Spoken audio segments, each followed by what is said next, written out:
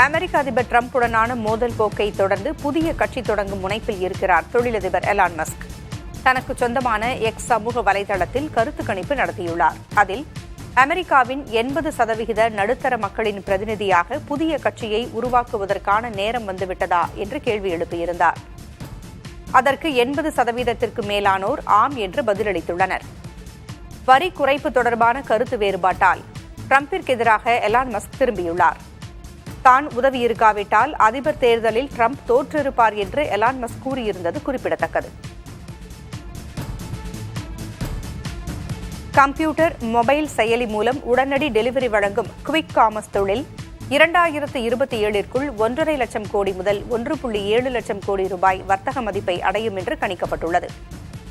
தற்போதைய நிலையை ஒப்பிடுகையில் இது மும்மடங்கு வளர்ச்சியாகும். கேர்னி இந்தியா என்றும் உலகளாவிய மேலாண்மை ஆலோசனை மையம் வெளியிட்ட ஆய்வறிக்கை இவ்வாறு கூறுகிறது.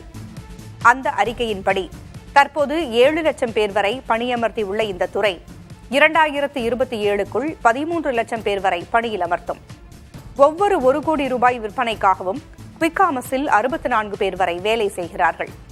அந்த வகையில் 60% கூடுதல் வேலை வாய்ப்புகள் டெலிவரி சார்ந்த துறைகளில் உருவாகும் என்று தெரிகிறது.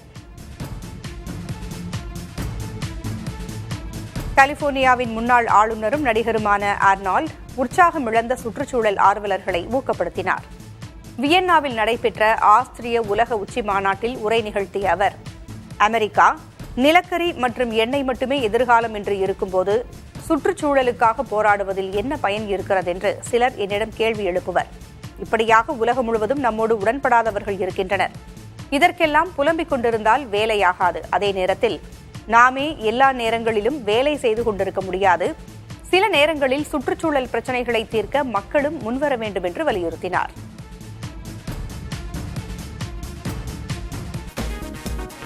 மும்பை பயங்கரவாத தாக்குதலில் தொடர்புடைய தஹாவூர் ராணாவின் நீதிமன்ற காவல் அடுத்த மாதம் வரை நீட்டிக்கப்பட்டுள்ளது.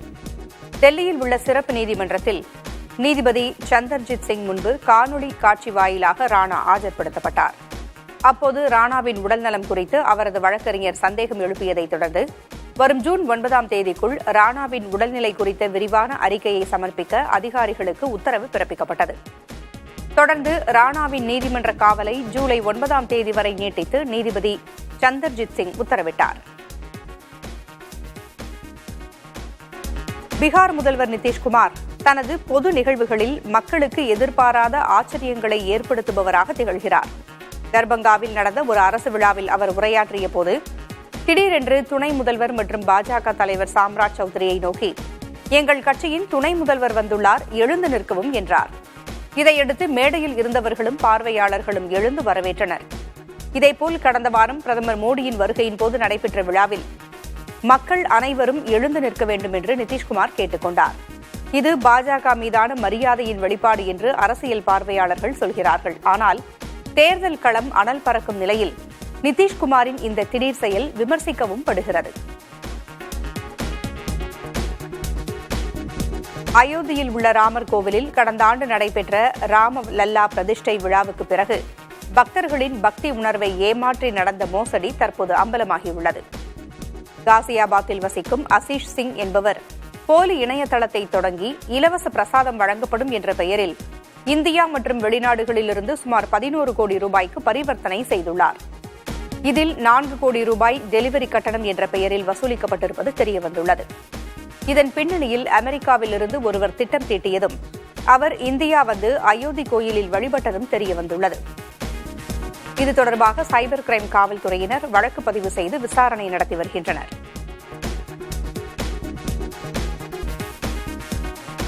சத்தீஸ்கரில் பாதுகாப்பு படையினர் நடத்திய துப்பாக்கிச் சூட்டில் 40 லட்சம் ரூபாய் பரிசு அறிவிக்கப்பட்டிருந்த நக்சல்களின் முக்கிய தலைவர் சுதாகர் கொல்லப்பட்டார். பிஜப்பூர் மாவட்ட வனப்பகுதியில் மத்திய நக்சல் குழு உறுப்பினர் சுதாகர் பதுங்கியிருந்ததாக பாதுகாப்பு படையினருக்கு ரகசிய தகவல் கிடைத்தது. இதையடுத்து பாதுகாப்பு படையினர் நடத்திய தேடுதல் வேட்டையில் நக்சலைட் சுதாகர் கொல்லப்பட்டார். சமீபத்தில் மாவோயிஸ்ட் பொதுச் செயலாளர் பசவராஜ் கொல்லப்பட்ட நிலையில் அடுத்த கட்ட தலைவர் சுதாகரும் கொல்லப்பட்டிருப்பது பாதுகாப்பு படையினருக்கு கிடைத்த பெரிய வெற்றி என்று அதிகாரிகள் தெரிவிக்கின்றனர்.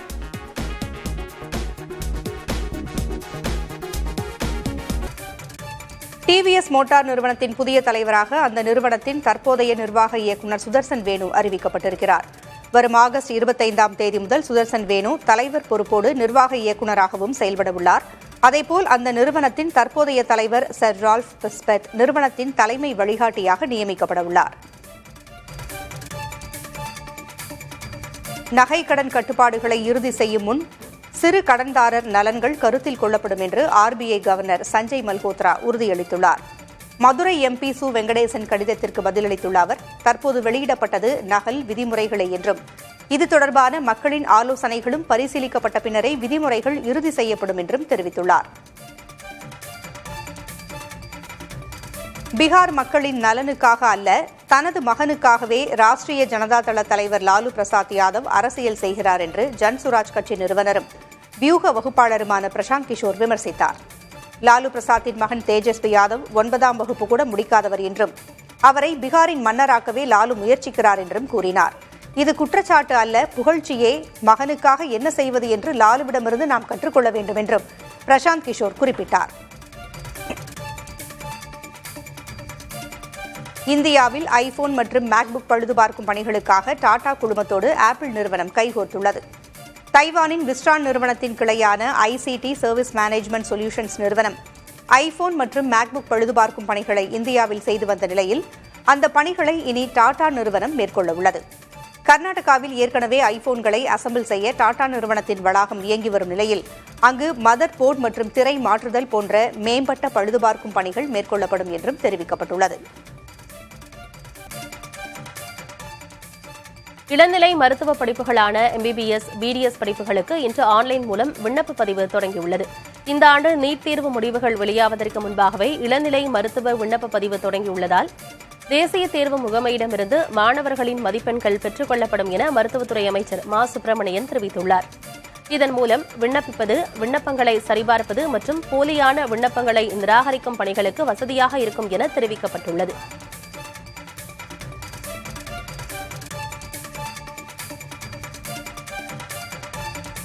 சமூக வலைதளத்தில் சீருடையுடன் புகைப்படங்கள் பதியிடுவதை காவல்துறை அதிகாரிகள் தவிர்க்க வேண்டும் என தமிழக டிஜிபி சங்கர் ஜிவால் உத்தரவிட்டுள்ளார். காவல்துறை அதிகாரிகள் பலர் தனிப்பட்ட நிகழ்ச்சியில் சீருடையுடன் கலந்து கொள்வதாகவும் அப்போது பரபரப்பான அதிகாரப்பூர்வ தகவல்களை தெரிவிப்பதாகவும் கூறிய சங்கர் ஜிவால், இது அகில இந்திய பணிகள் நடத்தை விதியின்படி தவறானது என்றும் கூறியுள்ளார். இனி இதுபோன்று தனிப்பட்ட தொலைக்காட்சி நிகழ்ச்சி மற்றும் யூடியூப் போன்ற சேனல்களில் பங்கேற்கும் போது உயர் அதிகாரிகளிடம் உரிய அனுமதியை பெற வேண்டும் எனவும் தெரிவித்துள்ளார். இந்த நன்னடத்தை விதிகளை மீறி செயல்பட்டால் நடவடிக்கை மேற்கொள்ளப்படும் எனவும் எச்சரித்துள்ளார். நீட் முதுநிலை தேர்வை ஆகஸ்ட் 3ஆம் தேதி நடத்த அனுமதி அளித்து உச்சநீதிமன்றம் உத்தரவிட்டுள்ளது. ஒரே ஷிப்டில் தேர்வு நடத்த கூடுதல் மையங்களை கண்டறிய வேண்டியிருப்பதாக கூறி ஜூன் 15ஆம் தேதி நடைபெற இருந்த தேர்வை ஆகஸ்ட் 3ஆம் தேதி நடத்த அனுமதி கோரி தேசிய தேர்வு முகமை மனு தாக்கல் செய்திருந்தது. இந்த மனு நீதிபதிகள் பிரசாந்த் குமார் மிஸ்ரா மற்றும் அகஸ்டின் ஜார்ஜ் மசி ஆகியோர் அடங்கிய அமர்வில் விசாரணைக்கு வந்தது.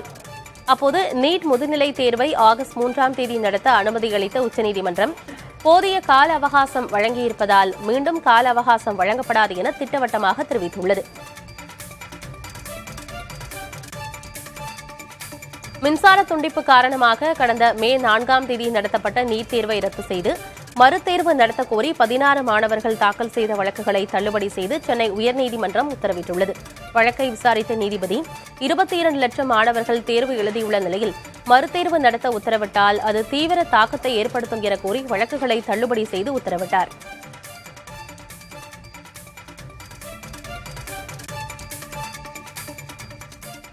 தனுஷ்கோடியில் மிகப்பெரிய பிளமிங்கோ சரணாலயத்தை தமிழ்நாடு அரசு அறிவித்துள்ள நிலையில் அது தொடர்பான பிரமிப்பூட்டும் காணொலி சமூக வலைதளங்களில் வைரலாகி வருகிறது. சுமார் 525 ஹெக்டேர் பரப்பளவு கொண்ட இந்த சரணாலயத்தில் 128 பறவை இனங்கள், மேங்க்ரோவ் உள்ளிட்ட 47 தாவர இனங்கள், சதுப்பு நில மற்றும் கடல்வாழ் உயிரினங்கள், பவளப்பாறைகள், கடல் மணல், கடல் புற்கள் உள்ளிட்ட பலவும் அடங்கியுள்ளன. இந்த புதிய சரணாலயம் தொடர்பாக வனத்துறை செயலர் சுப்ரியா சாஹூ வெளியிட்டுள்ள காணொலி கண்களுக்கு விருந்தாக அமைந்துள்ளது.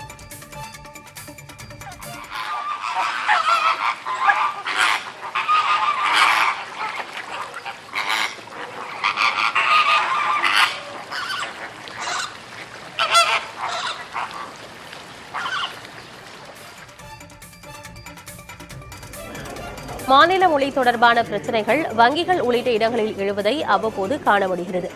இது ஒருபுறம் இருக்க, வாடிக்கையாளர் சேவையை கருத்தில் கொண்டு வட்டார வழக்கில் பேசும் ஊழியர்களை பணியில் அமர்த்தும் வணிக யுக்தியை வங்கிகள் கையில் எடுக்க தொடங்கிவிட்டன. உள்ளூர் வாடிக்கையாளர்களை கவரும் இந்த சேவையை இந்தியன் ஓவர்சீஸ் வங்கி முதலில் கையில் எடுத்துள்ளது. இதற்காக குஜராத், மகாராஷ்டிரா, ஒடிஷா, பஞ்சாப், தமிழ்நாடு, மேற்குவங்கம் ஆகிய 6 மாநிலங்களில் 400 பேர் வங்கி அதிகாரிகளாக நியமிக்கப்பட்டுள்ளனர். இவர்கள் வாடிக்கையாளர்களுக்கு ஏற்ற வகையில் உள்ளூர் மொழியிலும் வட்டார வழக்கிலும் பேசி சேவையாற்றுவர். புறநகர் மற்றும் கிராமப்புற பகுதிகளில் இத்தகைய சேவைக்கு வங்கிகள் முன்னுரிமை கொடுக்க உள்ளன. தமிழ்நாடு மெர்கண்டைல் வங்கியும் புதிதாக 50 கிளைகளை தொடங்கி இத்தகைய சேவையை வழங்க உள்ளது. வாழ்வியல் முறையில் ஏற்பட்டுள்ள மாற்றங்களால் ஏராளமான பெண்களுக்கு மாதவிடாய் 40 வயதிற்கு முன்பே நின்று போவதாக ஆய்வுகள் தெரிவிக்கின்றன. சிகிச்சை அனுபவங்கள் மற்றும் ஆய்வுகள் அடிப்படையில் மருத்துவர்கள் இதனை தெரிவிக்கின்றனர். மரபு ரீதியாகவே இத்தகைய பாதிப்புகளை எதிர்கொள்வது, 12 வயதிற்கு முன்பே பூ பெய்வது, ரசாயனங்களால் உடலில் ஏற்படும் பாதிப்புகள், குறிப்பாக நாளமில்லா சுரப்பிகளில் ஏற்படும் பாதிப்பு, வாழ்வியல் அழுத்தங்கள், சத்து குறைபாடு, புகை மற்றும் மதுப்பழக்கம் ஆகியவற்றை காரணங்களாக மருத்துவர்கள் பட்டியலிட்டுள்ளனர்.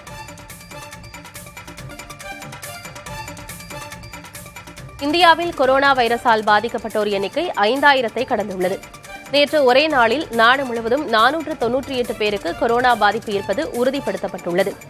பாதிக்கப்பட்டோர் எண்ணிக்கை 5364ஆக உயர்ந்துள்ள நிலையில் நேற்று ஒரே நாளில் கொரோனா தொற்றால் 4 பேர் உயிரிழந்திருப்பதாக தெரிவிக்கப்பட்டுள்ளது.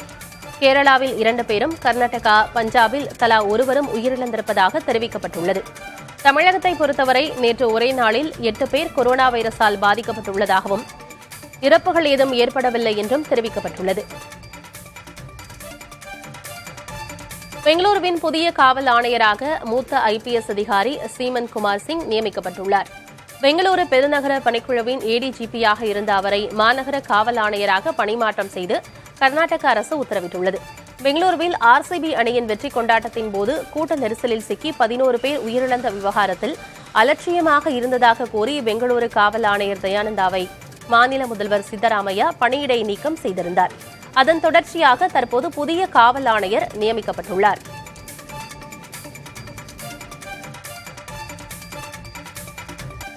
வங்கிகளின் கடனுக்கு ரெப்போ வட்டி விகிதத்தை 0.5% குறைத்து ரிசர்வ் வங்கி கவர்னர் சஞ்சய் மல்ஹோத்ரா அறிவித்துள்ளார். அதன்படி வங்கிகளுக்கு ரிசர்வ் வங்கி வழங்கும் குறுகிய கால கடனுக்கான ரெப்போ வட்டி 6%-இலிருந்து 5.5% குறைக்கப்பட்டுள்ளது.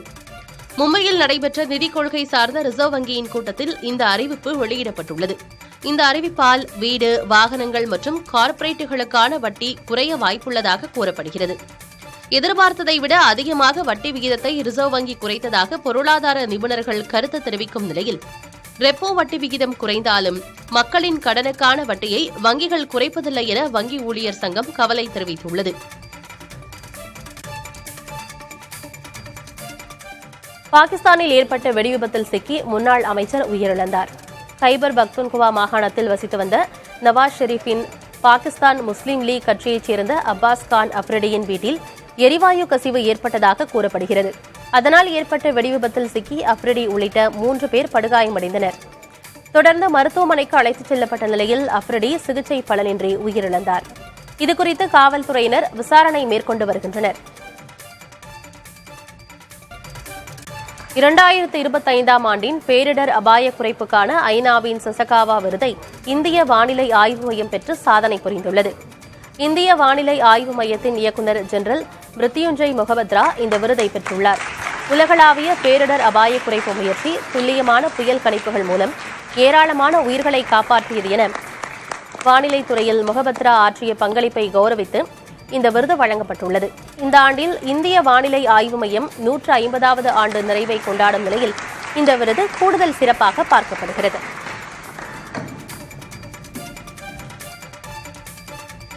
வடகிழக்கு மாநிலங்களை புரட்டி போட்டுள்ள கனமழையால் உயிரிழந்தோர் எண்ணிக்கை 40ஐ தாண்டியுள்ளது. எங்கும் சூழ்ந்திருக்கும் வெள்ளத்தால் 10 லட்சத்திற்கும் மேற்பட்டோர் பாதிக்கப்பட்டுள்ளனர். அசாம், அருணாச்சல பிரதேசம், சிக்கிம், மேகாலயா உள்ளிட்ட வடகிழக்கு மாநிலங்களில் கனமழை பெய்து வருகிறது. அசாமில் வெள்ளத்தால் ஏற்பட்ட பாதிப்பு மோசமாக உள்ளது. 7 லட்சம் பேர் வரை மழை வெள்ளத்தால் பாதிக்கப்பட்டுள்ளனர். பிரம்மபுத்திரா, பராக் உள்ளிட்ட 9 முக்கிய நதிகள் உள்ளிட்ட நீர்நிலைகளில் வெள்ளம் அபாய அளவை தாண்டி பாய்கிறது. பெரும்பரப்பில் பயிர்கள் நீரில் மூழ்கியுள்ளன. சிக்கிமில் சுற்றுலா சென்ற ஏராளமானோர் பெருமழை காரணமாக சிக்கிக் கொண்டனர். லாச்சுங் என்ற பகுதியில் சுற்றுலா சென்று சிக்கிக் கொண்ட 33 பேர் ஹெலிகாப்டர்கள் மூலம் மீட்கப்பட்டுள்ளனர்.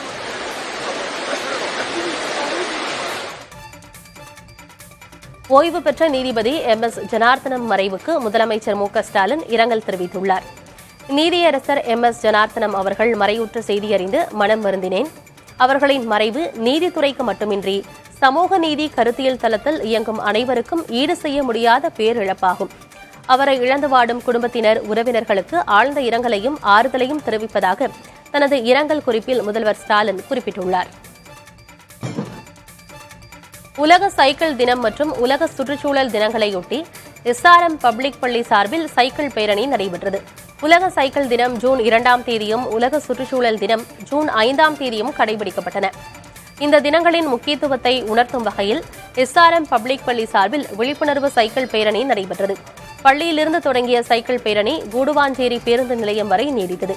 இதில் 50க்கும் அதிகமான மாணவர்கள் மற்றும் பள்ளி ஆசிரியர்கள், பணியாளர்கள் பங்கேற்றனர். சைக்கிள் ஓட்டுவதன் மூலம் மாசுபாட்டை குறைப்பது, சுற்றுச்சூழலை பாதுகாப்பதன் முக்கியத்துவம் ஆகியன குறித்து எழுதப்பட்ட பதாகைகளை மாணவர்கள் தங்கள் சைக்கிள்களில் வைத்து விழிப்புணர்வை ஏற்படுத்தினர். மூத்த பாலிவுட் நடிகர் ஜிதேந்திர கபூர் மற்றும் அவரது குடும்பத்தினர் மும்பை அந்தேரியில் உள்ள தங்கள் நிலத்தை NTT குளோபல் டேட்டா சென்டர்ஸ்களுக்கு 855 கோடி ரூபாய்க்கு விற்பனை செய்துள்ளனர். இந்த சொத்து 2 குடும்பத்திற்கு சொந்தமான நிறுவனங்களான பாந்தியன் பில்கான் பிரைவேட் லிமிடெட் மற்றும் Tushar infra developers private limited மூலம் விற்கப்பட்டதாக ஸ்கொயர் யார்ட்ஸ் மதிப்பாய்வு செய்த சொத்து மதிப்பு ஆவணங்கள் தெரிவிக்கின்றன.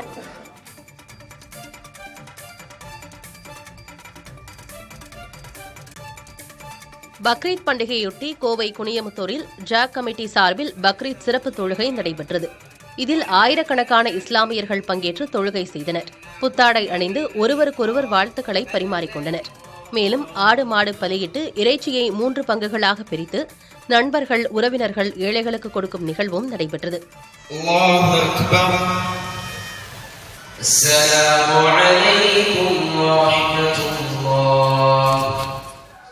நாகை மாவட்டம் வேதாரண்யம் அருகே தோப்புத்துறையில் பக்ரீத் பண்டிகையொட்டி சிறப்பு தொழுகை நடைபெற்றது. இதேபோல நெல்லை மேலப்பாளையத்தில் பக்ரீத் பெருநாள் சிறப்பு தொழுகையில் நூற்றுக்கணக்கான இஸ்லாமியர்கள் கலந்து கொண்டு சிறப்பு வழிபாடு செய்தனர்.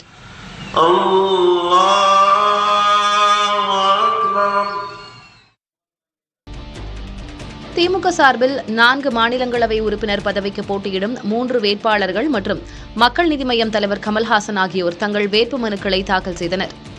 திமுக சார்பாக வில்சன், SR சிவலிங்கம், கவிஞர் சல்மா மற்றும் மக்கள் நீதி மய்யம் தலைவர் கமல்ஹாசன் ஆகியோர் முதல்வர் மு.க. ஸ்டாலின் முன்னிலையில் தங்கள் வேட்பு மனுக்களை தேர்தல் நடத்தும் சட்டப்பேரவை கூடுதல் செயலாளர் சுப்பிரமணியத்திடம் தாக்கல் செய்தனர். துணை முதலமைச்சர் உதயநிதி ஸ்டாலின், எம்பிக்கள் TR பாலு, கனிமொழி மற்றும் கூட்டணி கட்சிகள் சார்பில் செல்வ பெருந்தகை, திருமாவளவன், தளி ராமச்சந்திரன், ஜவாஹிருல்லா உள்ளிட்டோர் கலந்து கொண்டனர். அதிமுக சார்பில் 2 மாநிலங்களவை உறுப்பினர் பதவிக்கு போட்டியிடும் வேட்பாளர்கள் வழக்கறிஞர் இன்பதுரை மற்றும் தனபால் ஆகியோர் தங்களுடைய வேட்புமனுக்களை தாக்கல் செய்தனர். கட்சியின் பொதுச் செயலர் எடப்பாடி பழனிசாமி முன்னிலையில் தேர்தல் நடத்தும் அதிகாரியான சட்டப்பேரவை கூடுதல் செயலாளர் சுப்பிரமணியத்திடம் தலைமைச் செயலகத்தில் தங்களுடைய வேட்புமனுக்களை தாக்கல் செய்தனர். அப்போது அதிமுகவின் முன்னாள் அமைச்சர்கள் செங்கோட்டையன், KP முனுசாமி, நத்தம் விஸ்வநாதன், கடம்பூர் ராஜு, விஜயபாஸ்கர் உள்ளிட்டோர் உடன் இருந்தனர்.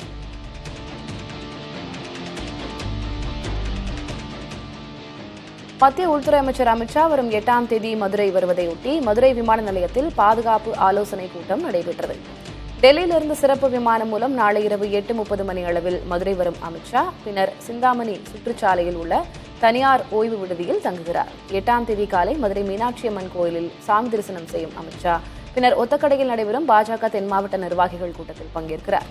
உள்துறை அமைச்சரின் வருகையொட்டி மதுரை விமான நிலையத்தில் நடைபெற்ற ஆலோசனைக் கூட்டத்தில் மாநகர காவல் துணை ஆணையர்கள் வனிதா, இனிகோ திவ்யன், மதுரை விமான நிலைய இயக்குநர் முத்துக்குமார், விமான நிலைய மத்திய தொழில் பாதுகாப்பு படை கமாண்டன்ட் விஸ்வநாதன் மற்றும் விமான நிலைய அதிகாரிகள் கலந்து கொண்டனர்.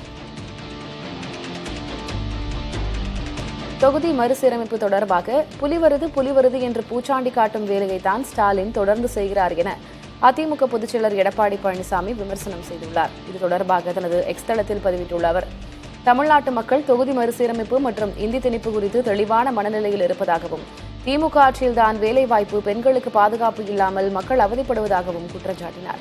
மேலும் இந்த மடைமாற்று அரசியலை நிறுத்திவிட்டு முதலில் திமுக ஆட்சியில் நடக்கும் ரவுடிசத்தையும் திருட்டுகளையும் உருட்டுகளால் அல்லாமல் களத்தில் நிவர்த்தி செய்வது பற்றி பேசுங்கள் என்றும் காட்டமாக தெரிவித்துள்ளார். பருவமழையை எதிர்கொள்ள அரசு முழுமையாக தயாராக உள்ளதாக நகராட்சி நிர்வாகத்துறை அமைச்சர் கே என் நேரு தெரிவித்தார். 80 கோடி ரூபாய் மதிப்பீட்டில் ஆறுகள் மற்றும் பாசன வாய்க்கால்களை தூர்வாரும் பணி தீவிரமாக நடைபெற்று வருவதாக கூறினார். மகளிர் விடியல் பேருந்தை இன்று திருச்சி மத்திய பேருந்து நிலையத்தில் தொடக்கி வைத்த பின் செய்தியாளர்களுக்கு பேட்டியளித்த அவர் இதனை தெரிவித்தார்.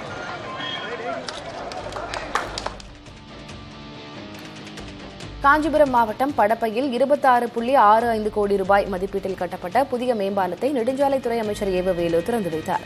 இந்நிகழ்வில் அமைச்சர் தாமோ அன்பரசன், டி.ஆர். பாலு, காங்கிரஸ் மாநில தலைவர் செல்வ பெருந்தகை உள்ளிட்டோர் பங்கேற்றனர்.